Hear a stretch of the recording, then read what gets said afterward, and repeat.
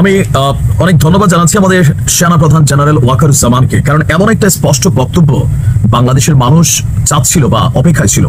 গভীর রাত আপনার বাড়ির সামনে হঠাৎ করেই 10-15টা হুন্ডা, 50-100 জন মানুষ এসে আপনার বাড়ির মধ্যে ফ্যাসিস্টের দোসর আছে এই নামে আখ্যা দিয়ে বাড়িতে ঢুকে লুটপাট, ডাকাতি, ধান্দাবাজি, এই ধরনের কর্মকাণ্ড বাংলাদেশে একটা কমন দৃশ্যে পরিণত হয়েছে। আর এই যে মবকারীরা, এরা কারা? দৈনিক কালবেলা সহ বেশ কয়েকটি গণমাধ্যমের রিপোর্টে বের হয়ে এসেছে যে হাতে গোনা নির্দিষ্ট এরিয়াতে 4 থেকে 5 জন ব্যক্তি থাকেন যারা এই মবকে উস্কে দেন আর লুটপাটের ভাগটা তারা নিজেরাই নিয়ে নেন। আর এই মবকারীদের একজন গার্জিয়ান দিন শেষে খুঁজে পাওয়া গেছে, সে হচ্ছে এনসিপির হান্নান মাসুদ। কারণ 3 জন মবকারীকে যখন ধানমন্ডি থেকে পুলিশ গ্রেপ্তার করে নিয়ে যায়, সেই মবকারীদেরকে মুচলেখা দিয়ে জামিনে বের করে নিয়ে এসেছেন হান্নান মাসুদ। এরপরে বিতর্কের মুখেও তিনি পড়েছেন, একটা ব্যাখ্যাও দিয়েছেন। তো এই যখন অবস্থা, যে কোনো মুহূর্তে আপনিও এই ঝামেলায় পড়তে পারেন। তবে আমাদের বর্তমান সেনাপ্রধান জেনারেল ওয়াকারুজ্জামান গতকালকে যে ঘোষণা দিয়েছেন, এবং কি আমাদের পুলিশেরও ডিএমপির একটা আমরা দৃশ্যপট দেখলাম যে ধানমন্ডির সেই ওসিকে পুরস্কার দেওয়া হয়েছে মবকে কন্ট্রোল করার জন্য। তার মানে আইন শৃঙ্খলা বাহিনীও এই মবের বিপরীতে তাদের অবস্থান প্রকাশ করেছে। বাকি ছিল সেনাবাহিনী বলছে, সেনাপ্রধান জেনারেল ওয়াকারুজ্জামান, আপনারা জানেন যে সেনা সদর দপ্তরে জুনিয়র অফিসারদের সাথে প্রায় 1-1.5 ঘন্টার একটা বৈঠক করেছিলেন। সেখানে নানান প্রশ্ন ছিল। একটা প্রশ্ন ছিল মব ইস্যুটা বা সাম্প্রতিক আইন শৃঙ্খলা পরিস্থিতি যে অবনতি, এর মধ্যে প্রধান হচ্ছে একটা মব।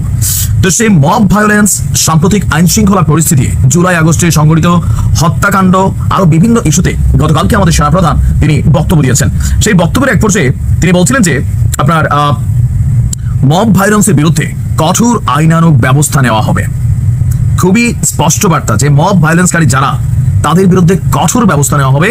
সামনে হান্নান মাসুদদের মতন যারা মবের পৃষ্ঠপোষক আছেন, তাদেরকেও কিন্তু ছাড় দেওয়া হবে না, বোঝাই যাচ্ছে। এমনি তো হান্নান মাসুদ নানান কর্মকাণ্ডে তিনি বিতর্কিত হয়েছেন।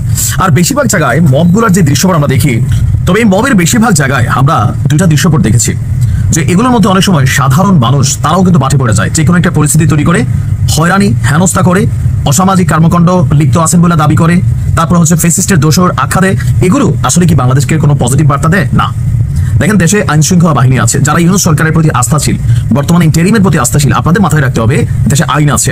আইনের বিপরীতে গিয়ে আদালতে একজন মানুষকে তোলা হচ্ছে, সে গ্রেপ্তার হয়েছে, আদালত তার সাজা দিবে, যদি নিরপরাধ হয় তাকে ছেড়ে দিবে। কিন্তু আমরা দেখেছি যে আদালত থেকে জামিন দেওয়া হয়েছে, গেটের মধ্যে আবার তার মবের শিকার, ডিমের শিকার একটা নির্দিষ্ট গোষ্ঠী বিভিন্ন জায়গায় বিভিন্ন রকম বেশে, কখনো উকিলের বেশে, কখনো লোকাল হিরোর বেশে, কখনো লোকাল মানে কি বলা হয় যে নেতার বেশে, বিভিন্ন জায়গায় তারা এই কর্মকাণ্ডগুলো করছে।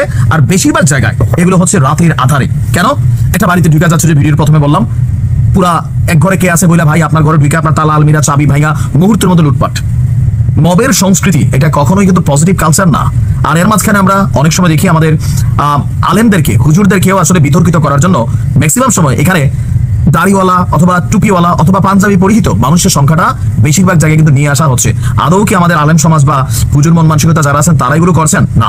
এগুলো আলেমদেরকে বিতর্কিত করার জন্য বা ইসলামকে বিতর্কিত করার জন্য একটা গোষ্ঠী পরিকল্পিতভাবে এই কাজগুলো করছে। আপনার আশেপাশে মবের যে কোনো ঘটনা দেখলে 999 নম্বরে ফোন করুন এবং সেনাবাহিনীকেও অবহিত করুন। ভালো থাকুন। আসসালামু আলাইকুম।